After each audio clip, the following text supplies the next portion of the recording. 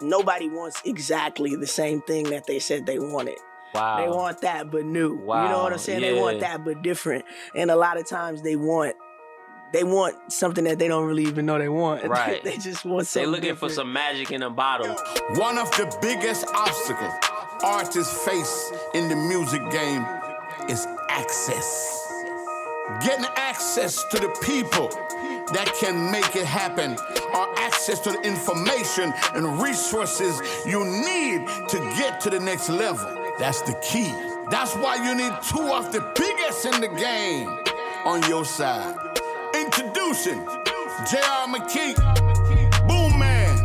Welcome to the real industrial plug. You heard me? Okay, so let me ask you this. So, boom, you know what I mean? I'm in the game. I'm rolling. I want to say I'm in the game, but I'm rolling. I'm creating records. Let's just put it that way. I'm creating records. I'm doing everything to be in this space. Is there a case scenario where they're saying, hey, we want this type of record, or is it better for me to just create music and send them the music I'm creating? Like, am I supposed to be cultivating music for this, or am I supposed to be making music and just delivering it? I mean, as an artist, I would never encourage anybody to create outside of their realm for somebody else. You know what I'm saying?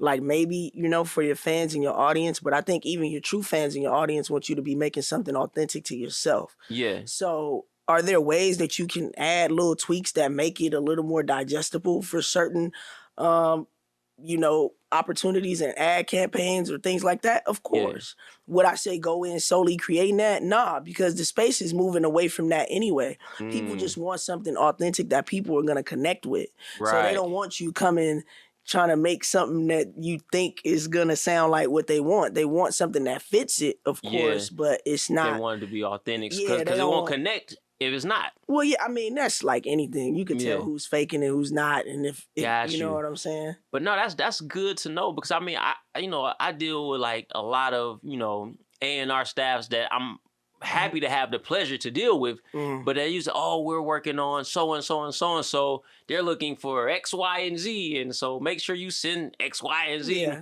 And so I just wonder, like, is that the way? Like, is that how it's supposed to go? Well, they definitely have a thing called briefs, right? So a brief is just basically like like a who's looking list, like back in the day, right? So like who's looking, what they're looking for. Of course, and there's always, you know, things that they could be like, all right, this ad feels something like this, and it might be inspired by, and they'll give you a few records sometimes, you know what I'm saying? But I think even with that being said, nobody wants exactly the same thing that they said they wanted. Wow. They want that, but new. Wow. You know what I'm saying? They want that, but different. And a lot of times they want something that they don't really even know they want. Right. They just want something They're looking different. for some magic in a bottle. Yeah, everybody's looking for feeling. You know what I'm saying? You want to feel whatever it is. And I think that's the difference between the records that, like, you might hear. I don't want to be like shady or nothing, but like someone like the records you hear like on Love and Hip Hop playing in the background or something, right? Versus like the joint you might hear on a big ass Apple ad, or like what Kendrick would do for Beats by Dre or some shit. It's feeling like, you know what I'm saying? And it's not like always, you know, the most orthodox thing, you know. Yeah. So I gotta go back a second. Because you said your first publishing deal wasn't that great. Nah, and I know that publishing deals have changed a lot since then. So, like, what are some standard do's and don'ts? Like, I wouldn't put, even, I'm talking new artists. I'm not talking Gizzle, because Gizzle publishing deal going to be different. Yeah. I'm talking new. What are some things like, even as a new artist, don't accept this in your publishing deal? I mean, I don't even know if you have to say this anymore, but I'm going to just say it just in case there's some old little slithery snake out there somewhere. Never sign an MDRC deal. Now, what the hell is an MDRC deal? What is that? So MDRC is minimum delivery requirement. Wow. Okay, I remember those. I had a producer that signed one of those. We had to sue to get out of it. Yeah. So that one. I would say never do that. So the problem with that deal is that, like, it seems cool at first, right? Because you're like, so a minimum minimum delivery requirement. Let me think of what the C is for. MDRC. Recording commitment. Minimally deliverable recording commitment. Okay, cool. So when you sign an MDRC, you might be in a deal that says, hey, you got to sign you're going to do 4 songs for me. Let's say 150,000, right? Yeah. You're going to do 4 songs and 150,000. They never give you the whole 150. We're going to give you half up front and you're going to get the half when you complete it or half when you're halfway. If your lawyer is decent, if your lawyer was decent, they wouldn't let you do it. But in the first place. But if your lawyer was like going to try to push back, when you do 2 songs, you're going to get that other half. Okay. So you're like, what? 2 songs? Of course, I could do that in my sleep. When I'm in the studio all day, I did 7 songs last night. Where's my money? You know what I'm saying?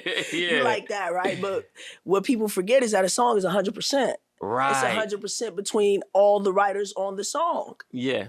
Right? So that's, and the writers are, when we say writers, everybody's a writer. The producers as well. Yeah. So if you do this song, say it's just you and your producer, 50-50, best case scenario. Right. What about when you do a song with Kanye or Beyonce? Right, and they want 33%. And all they did was nothing but cut the song. All they did was cut the song. No, that's real though. That happens.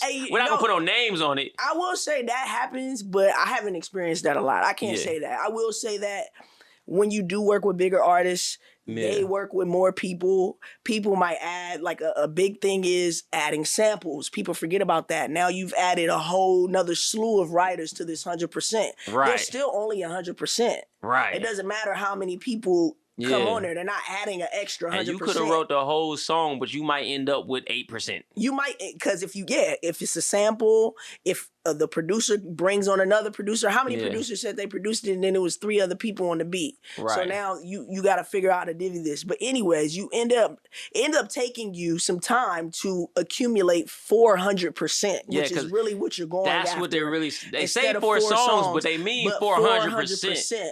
And then also what happens is that they build in certain kind of clauses that prevent you from these things counting. And then this is what happened, because when I was in my deal, what changed was the age of the EP and the mixtape. Yeah. And so these albums have to be actual albums that come out. So if it's not slated as an album, that doesn't count towards your MDRC. And then, so what about when you work in the hip hop space and R&B, like which I primarily did and do?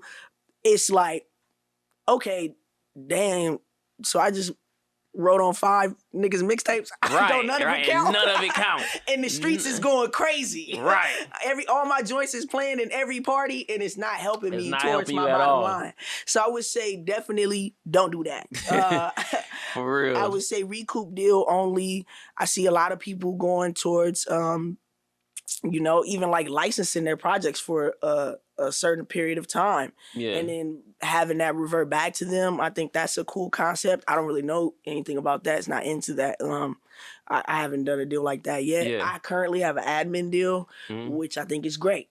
So what is an admin deal versus an actual publishing deal? What's the difference? So in a co-pub deal, you are splitting all of your ownership with the publisher because they've advanced you money, and so they retain a right to the ownership of the records. You don't get that ownership, doesn't revert back to you until after a certain amount of time, once you've completed your deal, and depending on your terms, just is what it is. And that time could vary. It just depends on what was negotiated. But an admin deal, you work with a publisher and you pay them an administration fee. So they still help you with license and control and collect on your behalf, but they get a much smaller percentage, and you retain ownership. And you still get an advance for that? Yes, you can get an advance for that if you want to. So listen, I don't know if y'all paid attention the last 10 minutes, but she just saved y'all millions of dollars. A lot of headaches, millions of dollars right there with that knowledge. Yeah. All right, so boom. So publishing deal or no publishing deal, we get our first sync. Yeah. How do we even begin to negotiate that? Where do we start? How do we know how much we should be getting for this sync?